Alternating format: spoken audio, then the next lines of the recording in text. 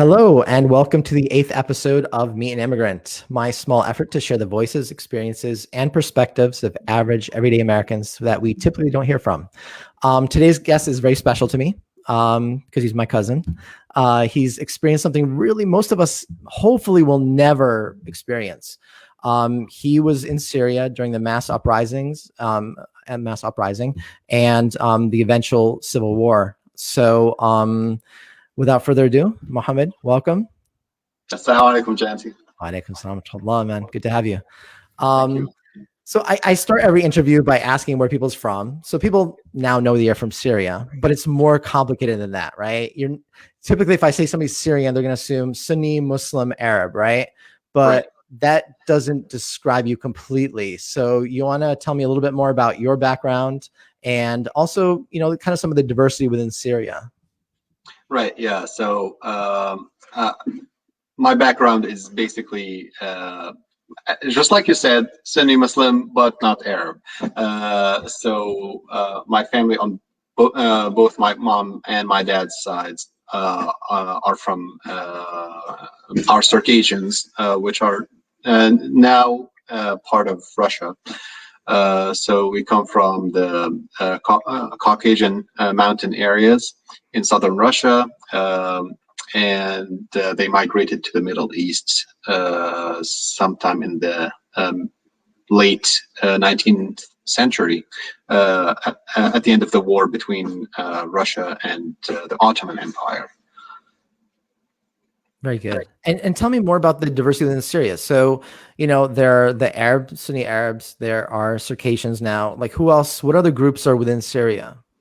Right. So there are some large groups, whether they're ethnic or religious. You could say like the majority of the population in Syria is an Arab and Muslim Sunni kind of population, but there's a big mix there. I think there's more than like 30 different groups or 36 different groups between like religious, ethnic. So it gets really mixed over there. Okay. So can you name some of them? I mean, I've heard of like, there's Alawi, there's Druze, there's other groups. Are there Christians still in Syria? Yeah, I think that about like 10% or a little higher than that of the population is no, actually about almost 20% was Christian. Different sects of Christians, but yeah. Okay. And how about like I know there were Jews there historically. Are there still any Jews living in Syria? I think there's like 3 or 4 families. That's all. Wow. Yeah. Okay. Their belongings are still there. Their homes. Everything is left as it was. I think there's a few synagogues as well that are being serviced by the remaining families. But most of the people left. I think in the 70s or something like that, and then slowly after that they started migrating more and more to the Americas. Okay. Interesting. Okay. And so what was it like for you growing up in Syria then? And where did you grow up in Syria?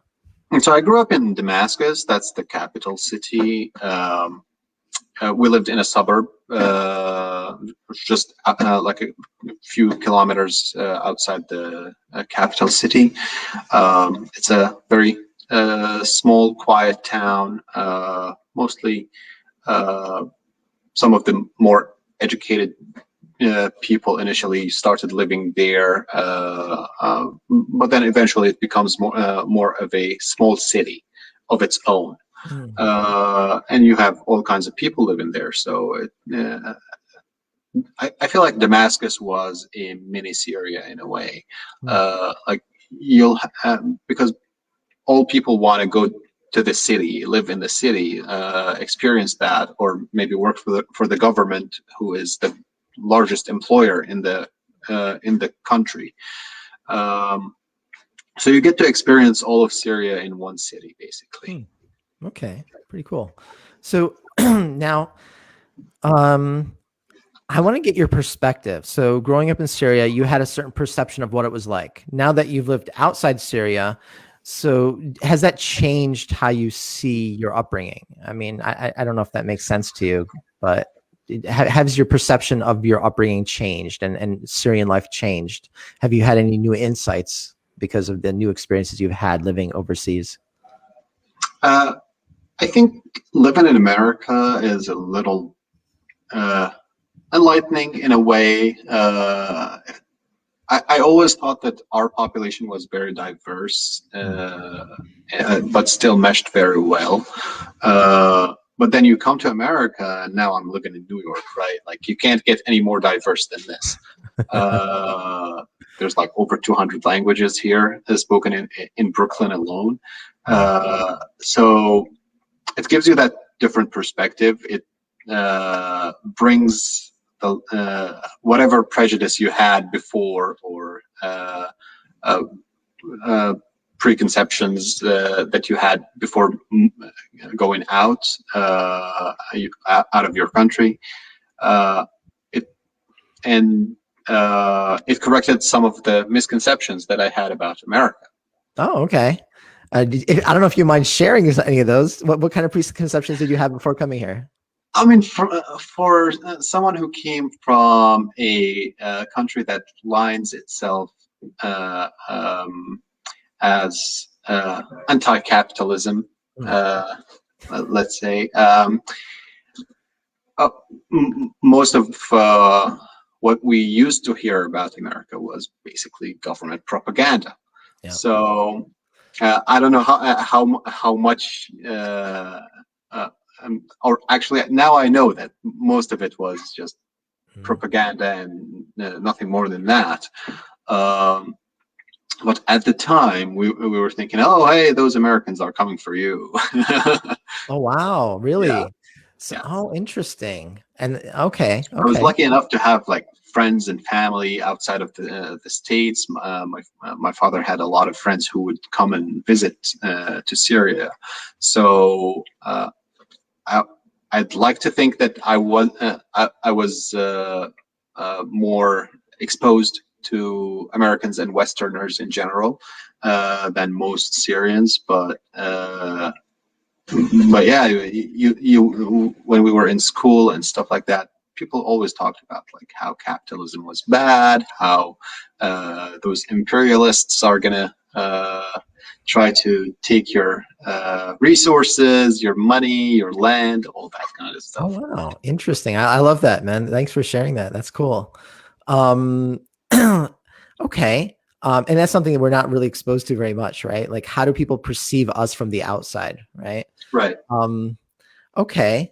Now every country has its gems. So what was it growing up in Syria that you loved the most? Or maybe now that you realize that you miss the most about the country, about where you grew up? It's people caring about each other. You're part of a family, whether it's your relatives, whether it's your friends, even your teachers. I was still in contact with some of my high school teachers right up until the time I left the country. My friends, I have now friends in over 50 countries all over the world because of the mass exodus. And we're still in contact every once in a while. The family over there cares about one another a lot. So every year I would be visiting my relatives, my cousins, uncles, aunts, even the distant relatives, like my parents' cousins, something like that, second, third degree cousins. Nice. And that applies to pretty much every family in Syria. Like you're very close knit. That's wonderful. And I miss that over there here. Now I have 5 brothers in the States, and we're all in different states. It's not So easy to stay in touch, right? I mean, like it's I guess Syria is also a much smaller space, right? Place, true. right? It's easy to travel and get around. Even if people live in different cities, you can easily reach each other, right? Correct. Yeah, but that's wonderful. I've heard this from many people that, that's one thing that they miss about life in Syria is those close knit relationships, whether it's friends, family, everyone's really close, helps each other out, supports each other. So yeah, that is tough about coming here. But now tell me more then. So especially about, like, we all know Syria is going through a civil war right now. It's been about a decade. So being on the ground, there must have been things happening that led to this, right? That led to the protests, that led to the eventual destabilization and basically it turning into a civil war. Did you see those things growing up, like kind of frustrations that people may have had? You know, Right. So there are a couple of things that mhm.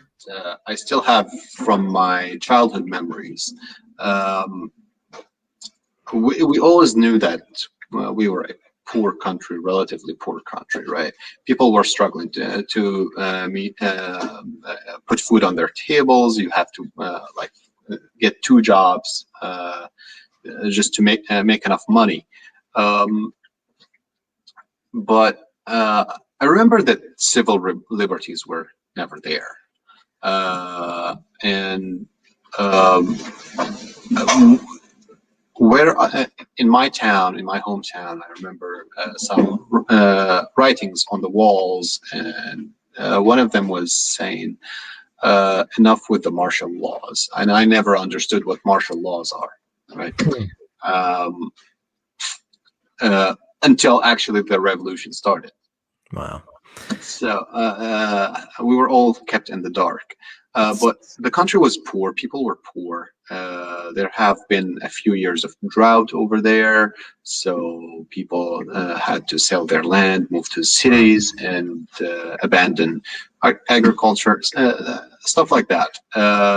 And over time, people were struggling even more. So there were some indications that we were going in the wrong direction. The gap was growing between the rich and the poor. The middle class was shrinking. And yeah, Yeah, we're seeing kept, some of that stuff over here too. It's scary. right. Yeah, it kept getting worse. And Wow. then you start seeing some uprisings in countries around you, and you can't help but thinking, is that going to come to us? So how long? Yeah, tell us about that. So, the Arab Spring was breaking out around that time, right? Right before, Right. It came to Syria. Um, you know, were there conversations happening amongst you guys about, what's going on in the rest of the Arab world? Were there a lot of conspiracy theories? Was it like, wow, finally people are rising up and trying to get their freedom? What were those conversations like if you were having them? Well, the one thing you have to know about Syria is politics are taboo. So you can't talk about politics with everybody. You have to be very selective, and you have to be very cautious. Whether because you never know who's going to be a secret police or who you can trust. But um, we even at home we weren't able to talk freely about politics because they used to say in Syria, walls have ears. You can't talk to about everything you want. Be careful. Between every two Syrians, there's a secret police. There's one secret police. So it wasn't easy. So you guys, this was kind of normal for you then, right? And did you think this was normal everywhere else, or did you know this wasn't normal everywhere else? No, we knew it was not normal everywhere else. Okay. We knew that we can't talk about politics just because our government doesn't allow it, right? where we have somehow of a big brother mentality over there. Like the government is controlling everything. You listen, you say yes, you praise the leader, and that's it. Wow. Okay. So that was kind of the martial law stuff that people were kind of referring to then on the walls. That right. Okay. And I think you're not allowed to have gatherings of more than 5 people at a time. Otherwise, you need an authorization from the government, stuff like that. Wow. I'm not talking about like within one family, but like anything beyond the family. In theory, they could hold you for holding a gathering of more than 5 people without an authorization. Wow. So it's that threat is always there, and it was not applied. But you never know. But you never know. And so you were telling me like it wasn't safe to speak to people about politics. Like what would happen if you did speak? You know, you started saying something, you weren't happy with the president and the new policy that they implemented. You know, what was the fear? Like, well, the first step I think would be intimidation. People would try to tell you, "Hey, think about what you're saying," and knowing what had happened to people in the past, you know what would happen to you, right? So what had happened to people in the past? Well, people have disappeared. People have been in jail, or never came back. Wow. So you don't want to take chances, especially if you're already struggling in a struggling country. You don't want to leave your family. Good point. Good point. That's true.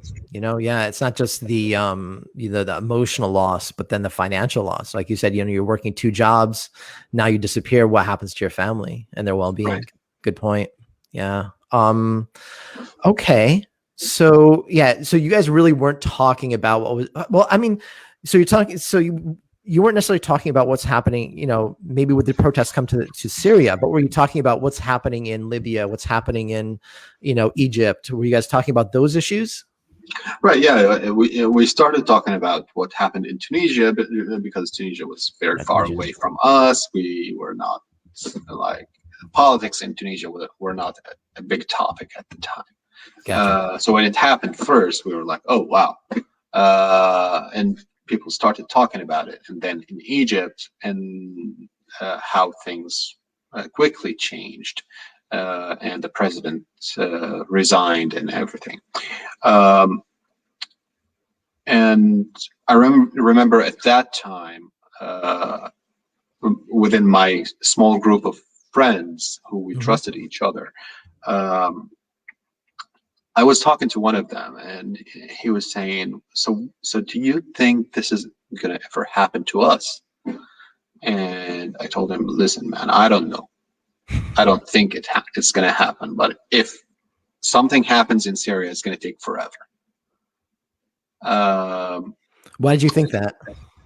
I thought that Syria had a more diverse population than a lot of the countries in the Middle East. So if you have an uprising in another country, it's going to be, for the most part, government versus protesters. Very straightforward.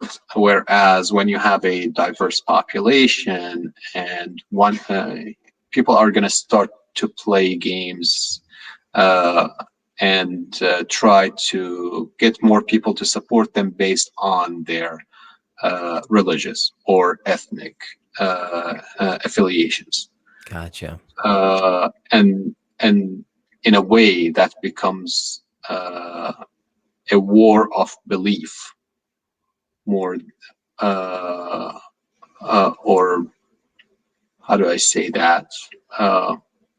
It makes sense. I mean, that does make sense, because it does split the population more evenly. It's not just, you know, the population against the government. It's parts of the population against other parts of the population, which makes sense. This is what happened, right? That's why it evolved into a civil war, right? Right. Yeah, exactly. And some parts would be supported by the government and some parts would not be. And then you empower some parts of the population against others. Wow. Wow. That's crazy. So when this was all breaking out, when did the first protests break out, and what were you doing at that time? So it was March of 2011.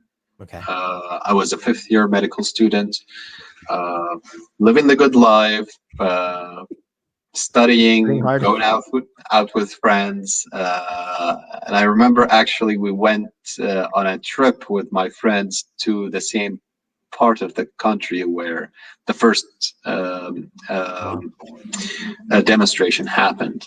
A couple of weeks before it happened. Oh, okay. Okay. Yeah. So yeah, it was just a normal college guy life, Nice. just being a normal guy. Yep. And then when it first started, I don't know if most of your viewers would know, but the life of a medical student is not very easy. You're, for the most part, you're busy, so you study a lot. You have kind of long hours, so you don't follow the news that closely. And it took me a little bit to grasp what was happening around me. Uh, it took me a couple of weeks to like analyze what kind of demonstrations were happening and how do I want to react to these, right? Yeah. And my first instinct was, well, we've seen what the protesters are doing. Let's see what the government wants to do, Mm. right? I think that's where things went downhill. Yeah, because how long did it take, like, between when the protests started and when the government started responding to them in a more aggressive way? Like, what was that time frame like? Like, how long were those protests just kind of going off on their own without much response by the government? So it would depend on which part of the country the Okay. demonstration would happen. Um, in some of the southern parts of the country where all things started, I think it took a little while until the government mobilized forces and stuff like that. But in the capital, 3 days later, there was another protest, and that was crushed almost immediately. Um, yeah, so the time frame depends on how fast There you you can are. react. Okay. And so how did the government respond? Like, how did the government response evolve over time? What was their initial response? And then how did that kind of change? Um, I think the mentality over there was, how dare you protest? Mm, So we're going to crush you no matter what. mm. And it happened in the southern part of the country almost immediately. I have a relative who was serving in the army at that time, and his superior was telling him telling all the squad to shoot at anybody who comes out of their home Wow. and think of Wow. them as pigs. Wow. And this is before there was any like violence on the part of the protesters, right? They're just on the streets, they're Right. just protesting. They're not tearing anything down. They're not shooting. There's no violence, right? Right. Yeah. It went for a few months where there was no violence at all from the protesters' side. It was mostly just shouting, slogans, stuff like that. And how did that change then over time? Like, so they were peacefully protesting until what happened? Like, how did this degenerate, like, over time? Yeah, so violence was always the answer on the government side, and they would respond by beating protesters or sometimes shooting at them, and people started dying very shortly after things started, and I think it was only a matter of time when someone would say, I'm not going to let you kill me. I'm not going to let you kill my family, or you killed my family, I'm going to take revenge. Wow. So it was a matter of time before something like that happened, and people started responding by either leaving the army and running away to not kill civilians, or forming counter militias that would try to, and those militias started as with the goal of protecting the protesters Gotcha. rather than attacking the government. But then later on, it evolved into full-blown civil war. Wow. Wow. Wow. And how did they even get to have arms or any kind of weaponry? Like, do you know? I think, yeah, it first started as military deserters. You just leave your squad and take your run away, and then take your arms with you, and then form a small militia. Okay. So now, okay, so you are watching this all happen, right? Now, what do you do? Like, do you like take sides, like, oh, the government's right, we need to stop this, chaos? Are you like, look, people need their freedom, the way the government's responding is unacceptable? Or you're like, I am staying out of this mess, I don't want to die? Like, what's your response? Like, well, at first I thought I'll wait and see what they have to say about this. I think in April of that year, late April, like about a month or so after the start, the president had a speech to give. So I was expecting him to comment on this or say something, do something. And I was like, okay, I'll listen to him. I'll go see what the guy has to say, right? So we were in the medical school, and they put his speech on a big screen and a projector. People were listening, and he basically said nothing that helps. He just called the protesters as people who are trying to disturb the safety of the Syrians, and that everything is good, everything is well. We're not. There's no trouble. And at that point, that's when I decided that this guy is no good for me anymore. Like, I cannot in good conscience support him, right? So it took me about a month and a half. It's very fair-minded of you. I mean you did approach this rather rationally. It's like, look, give the government a chance to respond, let's see what they do, let's give them a chance to decrease the tensions, resolve this somehow, address some of the concerns that the protesters were talking about. But that didn't happen. So at that point, what did you decide to do? Like, okay, now what are you going to do? So living in Damascus was not easy to be involved on the other side, because there's a lot of military, there's a lot of secret intelligence officers, and you never know who they are, right? So we did not have big protests that you would know about ahead of time. It was not easy to find those, and it took me a very long time until I figured out how to get into a protest. And because sometimes I would be at home, and you could hear somebody, some people shouting in the streets, but there's not enough time to go. And honestly, you don't want to go in the middle of it. Because the middle of it could be the end of it as well. But you go down and it's like, hey guys, and then the police comes, like, oh no. Right, yeah, exactly. So people resorted to what we called a flying demonstration. Okay. Flying demonstration is where it's a demonstration for like 5 minutes, no more. You're walking down a street for a few blocks, shouting, and then everybody run away. Find a different direction. Try to hope that nobody's running with you in the same direction, so you don't catch the attention of the intelligence of forces, and just disappear.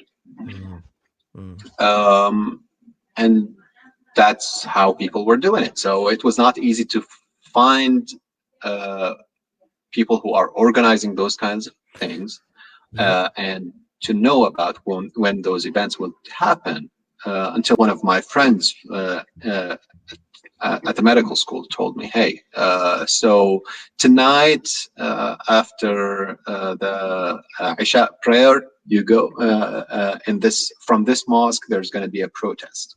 Okay, we're going. Oh, actually, no, it was the Jum'ah prayer. Okay. Yeah, so I went there. I took my friends who are all against the government, and a couple of them were atheists. So they don't even know what to do in a mosque. They just went there with us, and it was funny because one of them was telling me, hey, so when you finish your prayer, do you turn your head to the left or to the right first? I was like, okay, so at least you know what to do for the rest of it. You can follow whatever we're doing, and try to turn your head to the right first. Oh, that's so cute. Yeah, so we went there and nothing happened. The prayer was finished. We came out of the mosque. Nothing's happening. I saw my friend and I started following him, thinking that that's the direction we're going, right? Okay. And then he turns around, whispers to me that it's not happening right now. It's going to happen at night after the Isha prayer. At a different mosque. Okay. So, wow. So all this is happening very much like analog, individuals telling individuals. Right. There's no mass organization on social media, nothing like that. It's just people really kind of talking to people that they trust and spreading the word. Right. Yeah. And every social media group that was a secret group usually would be infiltrated eventually by somebody pro-government, and all the people would be in trouble. So yeah, no, it was not as publicized as you would think, and also you can't really use social media because that's also monitored. Yep. So I had to use VPNs and proxies to circumvent the government. Wow. Yeah, but eventually I went to that first demonstration. How was that? It was intense because you never know what's going to happen, right? It was like around 9 o'clock, 10 o'clock ish, and we were marching down the street, shouting out loud about like freedom, liberties, stuff like that. Nice. And then a couple of blocks later, we just decided to disperse, right? So everybody in a different direction. And it was funny because some of the people on their balconies would come out. They would throw water at us, or call us the American spies, the Israeli agents. Wow. Just because we're asking for freedom. So anyway, we ran away, and that day one of my friends was chased by a couple of police secret officers for a few blocks, and he got away. Thank God. Wow. Yeah, but that was my first experience. It was scary. It was intense. I was wearing a black shoe with yellow stripes, and there was a video of that protest on YouTube, not showing any faces. It was all from the back. I kept thinking, what if somebody saw those shoes? And it was like a very unique shoe, right? Yeah. So I was like, I don't know. Will somebody like make a connection? It gets into your head, makes you paranoid, even though you shouldn't be.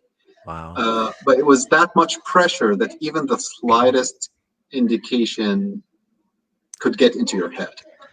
That's funny. No, no. I mean, that's a very good point. No, it's valid. I don't consider it paranoid at all. I mean, based on what you're telling me, I mean, any of those people sitting on the balconies, if they saw somebody wearing something unique, they definitely could have reported that to the police, right? To the Right. secret police. And then they would have maybe somehow somebody knew you wore those and yeah, they'd find you. You're right. You wonder, are you being too paranoid or is this reality? And the truth is you can't distinguish until, something actually happens. Exactly. The same thing. And the protesters in Hong Kong did the same thing, right? With facial recognition software and everything, they had to cover their faces. They all wore black, anything to make sure that the authorities couldn't identify them. So that's a really great point. So as you're like, so now you're getting into these protests. So did you know somebody who eventually got captured by the police, or the secret police, or anybody? Yeah, I had a few friends who were captured during protests. One of them, he was so goofy, he was spraying slogans on one of the government buildings' walls. Wow. Okay. That was tagging along the stupid lines, but sounds like it. Yeah, but some of them were captured, stayed in detention for a few days, up to 4 months, sometimes longer. The guy who tipped me into my first protest was captured 3 times. Wow. Yeah, spent several months in prison. Well, it's not real prison. He was never sentenced. Mm-hmm. He was just left in detention for a long time without any trial. Wow. And most of them would be tortured, electrocuted, all kinds of things that you would imagine. So how about you? I mean, some of them were never came out. Wow. So definitely, I mean, we can only assume that they died. They were killed as part of that.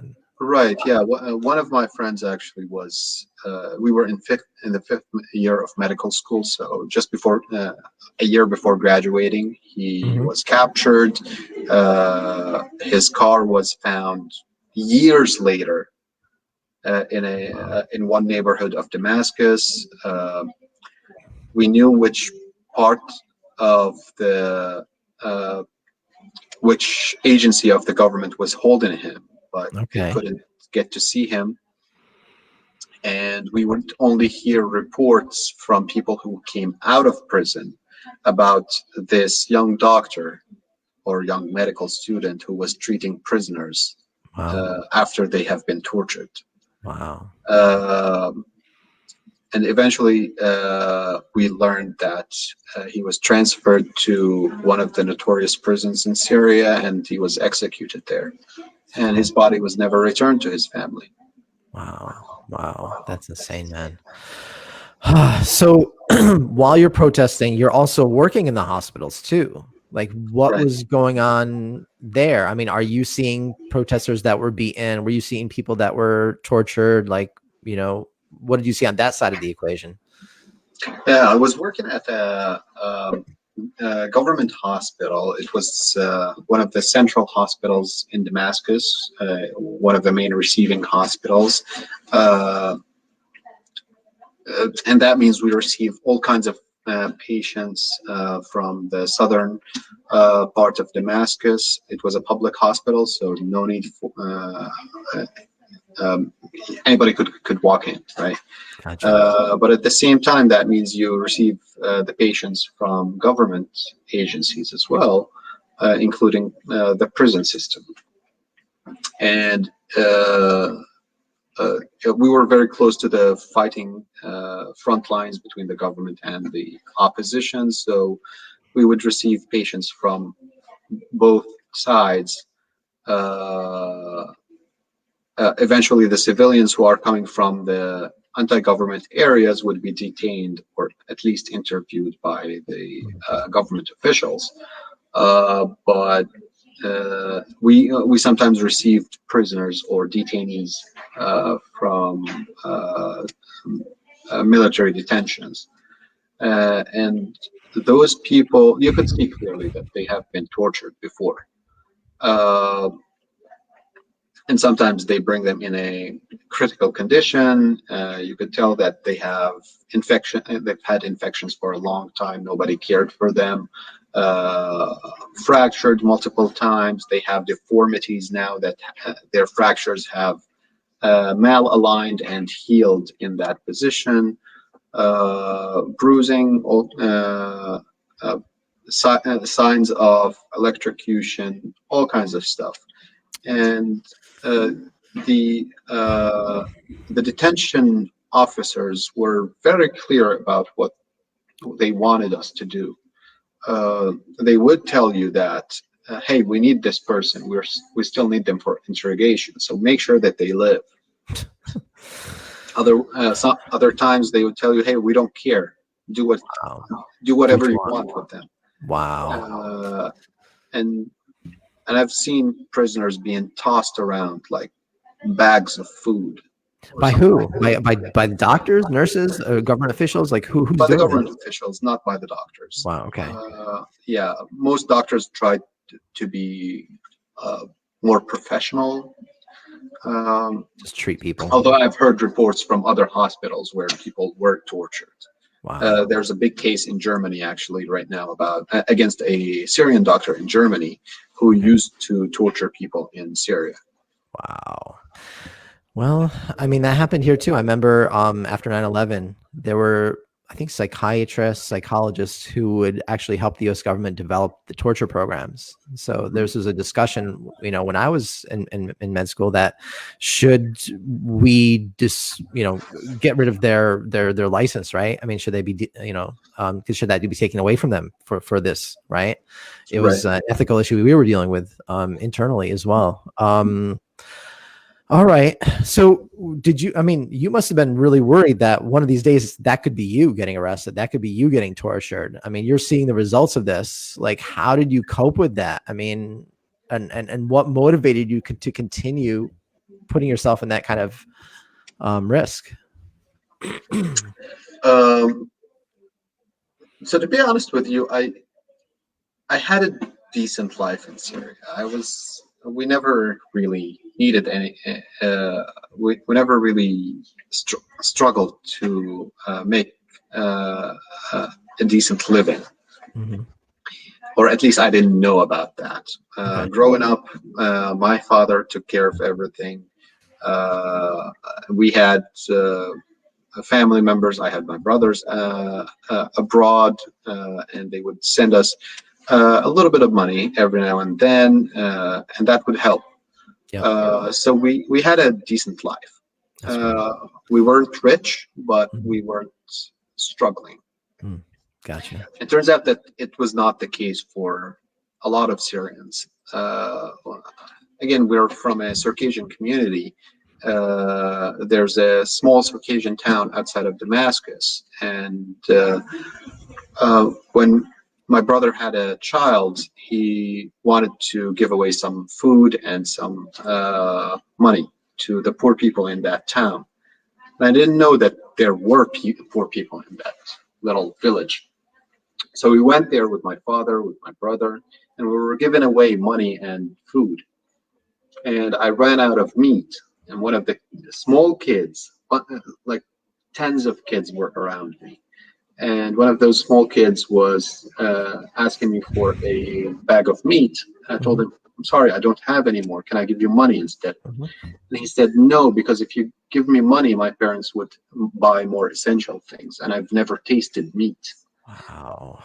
Wow, man. So people were struggling. And I made the decision to be involved in the revolution, not for me, but because I'm a human being. I gotta be humane to other people. Like those little kids, or even if I had to think about the future, I don't know if I'm going to be in a good position like my father was. or if I'm going to have a decent life like my father had. So maybe my children in the future will need that little bit of freedom, little bit of better life, better opportunity. And that's why I did it, knowing that there is a risk I could become one of those prisoners that I was treating. SubhanAllah, man, that's incredible. That's really beautiful. Thanks for sharing that. But at some point, you did realize that you'd need to get out. Like, how did you come to that decision?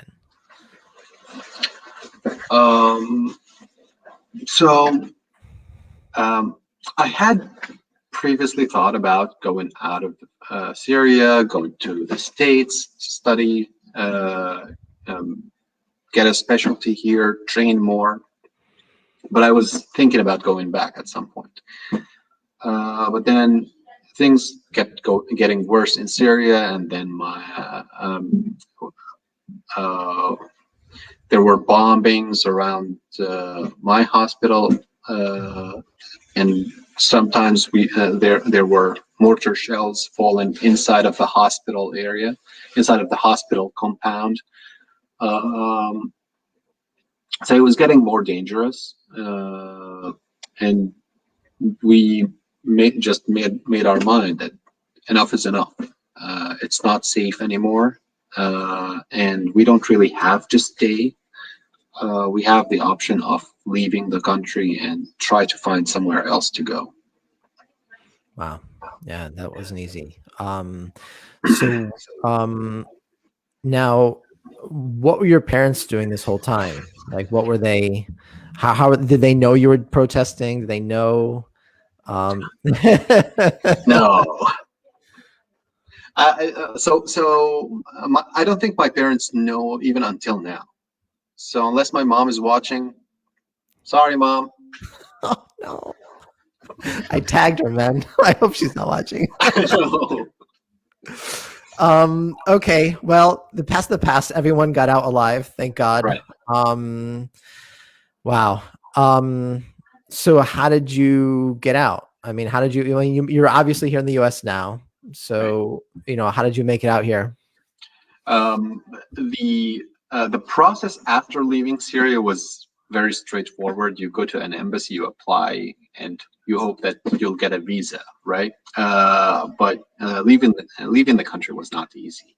At the time, I remembered the CEO of the hospital, or the manager of the hospital where I worked, used to say that if you leave this hospital job, and since it's a government job, you will be considered an enemy of the state. Wow. So we were not allowed to resign for whatever reason. And we were not allowed to leave the country. We were not given the authorization to travel. However, I talked to my chief resident. I told him, hey, listen, this is my plan. I'm leaving. Mm-hmm. And he was very supportive. So he told me to apply for a vacation for 2 weeks, and that he would get me the authorization to leave the country for those 2 weeks. He told me, don't come back. Wow. Just leave. I'll tell the hospital that you quit after you leave. Wow. And that's what I did. That's nice. Whatever happened to him? I mean, is he still there? Did he get out? No, he got out. His wife was Canadian, so she waited until he graduated from his residency, and then they moved to Canada. Now he's there. Wow. It seems like everybody has somehow kind of gotten out. That community is, I'm sure it's not what it was before. I'm sure,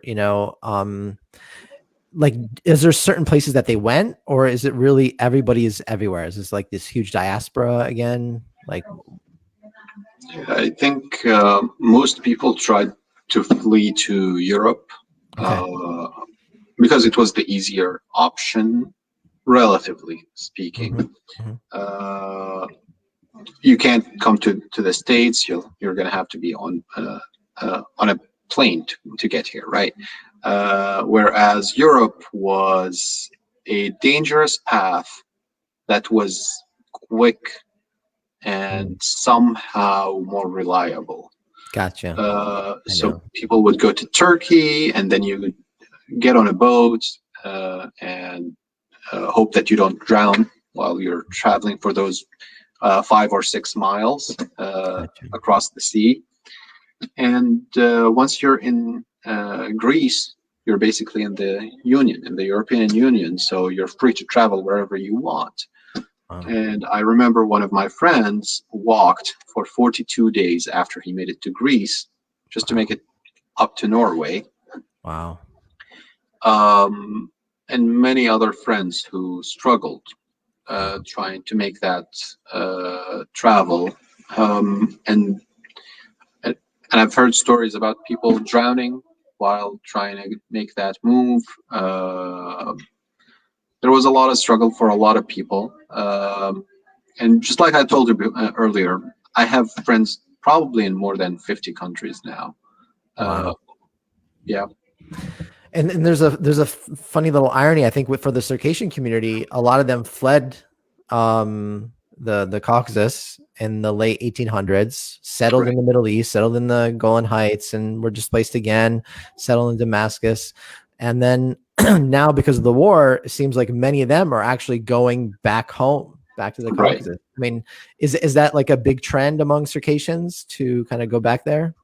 Or is it, I think it's still a minority of people, people who did not make the decision to go to Europe or did not have the means to fund the trip, or all kinds of reasons. People who did not want to go to Europe or Turkey or Egypt decided to go back to the Caucasus,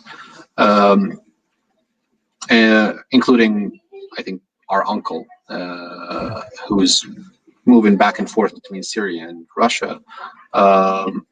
But yeah, a lot of people decided to just go back because it's probably a little safer.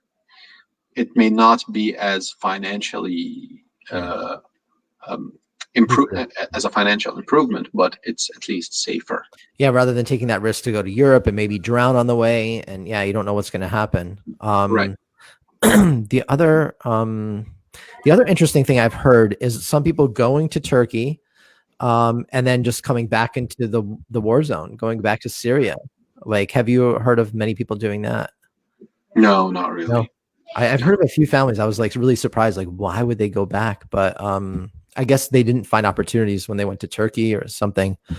Some people were living in camps in Turkey, and others just decided to go back. I believe depends on which part of the country is safe, or they would deem safe. But I'm not aware of any people that I know who went back. Okay, that's good. So you made it to the U.S. Alhamdulillah. I'm curious to hear what your insights were, like when you first came here, right? You're like with fresh eyes, and given the perceptions that you had of the place, right, growing up, you had of the United States. What was it like? What did you see when you came here? I love talking to people who kind of have a different perspective and have a different worldview, and like, how do they see this place? Like, it's very hard. Just like you were saying, growing up in Syria, it's hard to understand you're under martial law and what martial law is when that's all you understand, right? So growing up here, it's very hard for me to have a very objective look at ourselves as a country, right? So now you came here. What did you see? Like, what stuck out to you? Speak your mind. Everything is big. Like, the dimensions are huge here. Dimensions of what? Like, everything, man. It's like houses. You go to New York City, you see like one building that's like larger than maybe a tiny village in Syria. I don't know. I mean, Yeah, probably could be. yeah, everything is humongous here. That's funny. And what else? Plus, you have opportunity. Like Mm, there's and you have choices.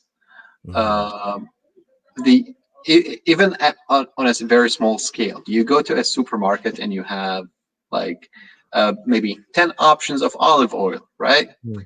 Yep. You don't have that in Syria. You just like got one or two brands, and that's about it. Wow. Um, but here you have the options of picking what you like. Mm, You go to school, you don't like what you're studying, you can change majors. mm, In Syria, you finish high school, that graduation test will determine mm. what kind of line you're going down uh, for the rest of your life. Interesting. Yeah. Yep. Yep. My Yeah, wife so has told me the same you have a thing. lot of opportunities Okay. here, and I think that's very fascinating.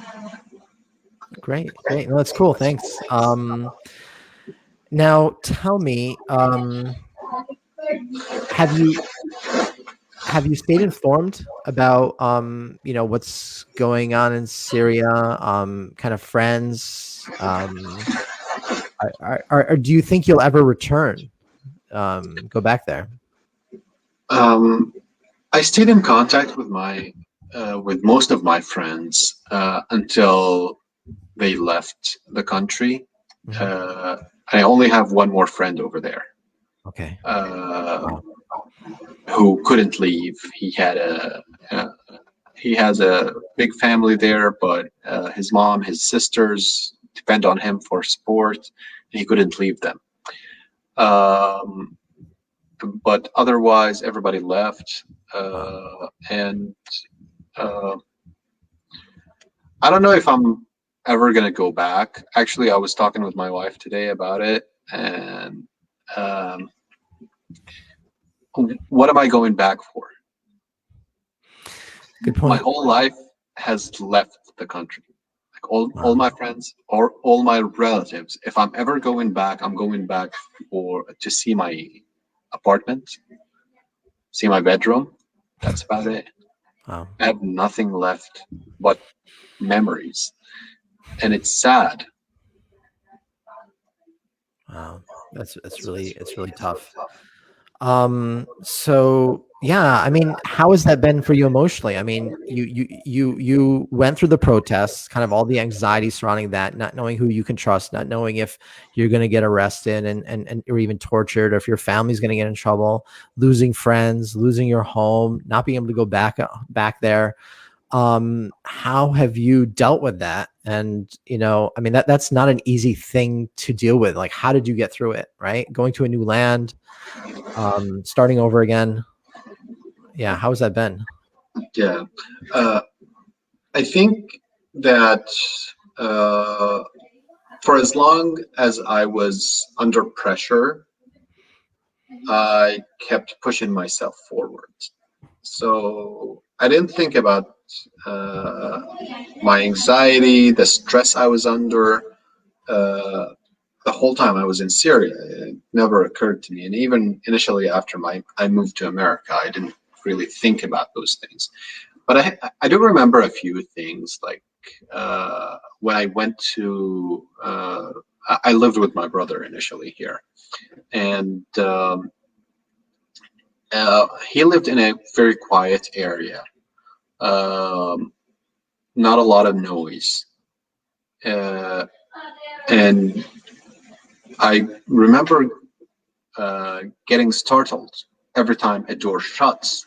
Wow. Uh, uh, I would I would just get that uh, feeling of anxiety immediately, and it lasts for a couple of minutes and then it goes away. Wow. Did, didn't think much of it at first, but then I was like, oh, this is something actually. This is like I don't know what's happening, and then you hear a helicopter flying overhead, and all I think about is who are they going to bomb now? Wow. And I get those flashbacks to seeing the helicopters in Syria firing missiles to different directions. So yeah, I don't know if that was some kind of a PTSD or something. Sounds like I it. never got checked because I didn't have health insurance, but that's one of the problems. I kept pushing myself forward, and then not until your life is much better when it hits you that, hey, I've been going through a lot. I didn't even think about myself. I was just too focused on making it happen, because my only option was to succeed here. I had no other option. I had nowhere else to go, and I didn't want to go back to Syria at the time. So my only option was to work harder, even with anxiety, even with stress. Wow. And once things started to get better, I had the time to think about what I went through, and I started to get more flashbacks, more anxiety, even though my life has never been better. Yeah, I know. The irony. Yeah. Wow. But I think that your mind now gets this the time to think about those things. Well, that's thank you for sharing that, man. I think it's really important for anybody who's been through that situation, been through situations like that, to really take care of themselves, to seek help, to seek, whether it's a physician, counseling, to talk through that so they can get past it, right? Even sometimes get medication to kind of deal with those symptoms so that you can function in life, because this can end up becoming a very downward spiral, right? Where people are stuck in this kind of state of mental illness and then they deny it. And in our community, excuse me, in our community, mental health is stigmatized, right? I mean, this is a weakness. It's in your mind, deal with it, suck it up, right? Mm-hmm. And what happens is then people end up basically completely incapacitated. They can't work. They can't provide a living, and then that again becomes part of that downward spiral. So thanks for sharing that. And I want to end, my final question is, given all that's happened, all you've been through, would you do it again? Would you, join those protests? Would you support that kind of, support those protesters against the government? Or yeah, it's not an easy question to answer, because the question that you're really asking me is, how much bloodshed are we willing to sacrifice to advance our cause, whether you're supporting the government or you're against the government? How much are you willing to sacrifice? And you can't really put a value on human life. So I don't know if what I would do if I was put in that position. I like to think that I would do it again, but I don't know if I would have the courage now. I know, seeing the harm, and that's kind of a shame. That, like, it's very human, right? We judge an action based on its outcome, and it's impossible to know the outcome. But now that you've seen the outcome, okay, well, that can get added to your political calculus, right? Your decision making. And it's not easy. I mean, I think you did what was right. And that's all any of us can do, right? We wanted the people wanted a better future. They stood up and asked the government to kind of make the changes that would be necessary to create that better future for everyone. And they had their response, right? And then what do you do at that point? And it's a shame what happened. It's a shame it's 10 years. It's a shame so many lives were lost, but yeah, it's a difficult decision. And thank you for sharing those insights with us. Now, Is there an organization you would like people to support, given your perspective and your experiences? Like what should we do? Like, how can we be a source of good in this really horrible situation that's been evolving over the last 10 years? And there are a lot of organizations that are working with Syrian refugees and even trying to support civilians inside and outside Syria. Okay. There's plenty of options, but the one that I'm most familiar with and that is making a lot of difference is the Syrian American Medical Society, okay. SAMS. It started as a bunch of doctors here in America who are from Syrian origins, and we're trying to support medical causes in Syria. And now they provide a lot of medical services to Syrian refugees, Syrians in the northern part of the country. They try to establish hospitals there, run clinics, and a bunch of other medical services. So I think those people are making a huge difference in people's lives. They are actually saving lives, and I think it's a cause worth supporting. It's awesome. Thank you for sharing that. I will add that to the post so that people can go to the website and support them. Thank you for doing that research and sharing that with us. Now we come to the light part of the show, which is where we enjoy our snack. But I just remembered something. Exactly. I thought about it yesterday. I was not going to open the box until today, but then I was like, oh wait, the timing. So I had to open the box yesterday and give it a go. So did you have one last night? Yeah. So do you have it? Show us the snack that you got. Yeah. Give me a second. Oh, sure.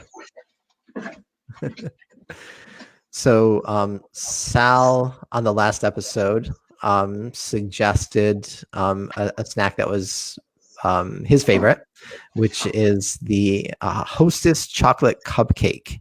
Something he loved growing up, something that was special. He remembered having with his family. So we sent some over to Mohammed so he could enjoy it. But what happened is it is now Ramadan and we are fasting, and it is not time to break the fast. So it seems that Mohammed has enjoyed it last night. You broke your fast with it yesterday? Is that what happened? No, not really. So you did have some, though. You did have it? Past midnight. But I had those cupcakes. Yep. And I'm sorry, but Sally tossed away the box. But I had like 6 or 8 of them. Yep. And I only ate one of them because I felt like during Ramadan, it's a little too much sugar. But it was interesting. It was the cream was a little heavy. I didn't know, like I wasn't ready for it. It's very American. Yeah, I know. I if you grew up in a different country and you're used to the kind of different level of sweetness and cream, I think sometimes American sweets can be a little bit much for you. I know my wife does not like American sweets for that reason. Yeah. Yeah, I was like, how many arteries am I clogging now? I love these things. They're really, I know they're horrible for me. They're shortening my life every time I eat one, but they just taste too good. But it was fun. So, okay. And do you have a snack that you are recommending for the next guest?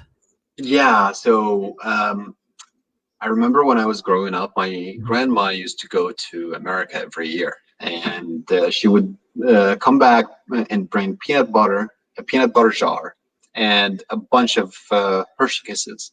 Okay. And I would always make sure to spend a couple of days in a row at her place when she comes back from America, so I can get all the Hershey Kisses. Eventually, she learned to hide them from me and give me one by one. But I did the number already. That's too cute. I love how everybody picks snacks because like there's something special about it in their childhood. There's this kind of very emotional connection usually with family. Right. Usually with family. It's awesome. So thanks for sharing that. I will definitely make sure the next guest gets to eat that, and we'll get their reaction too. And thank you again for sharing your insights, for sharing your experiences, and God bless you. And we're all praying for like the situation to resolve in Syria, for Inshallah. people to get back to their normal lives, and hopefully a better life than they had before. But yeah, we'll see. But thank you for sharing. Well, thank you very much, Jontie. All Thank you right, for take care. hearing my story and sharing it with others. And yeah, All right, thanks, best man. wishes All to right, you. you too. Thank you so much.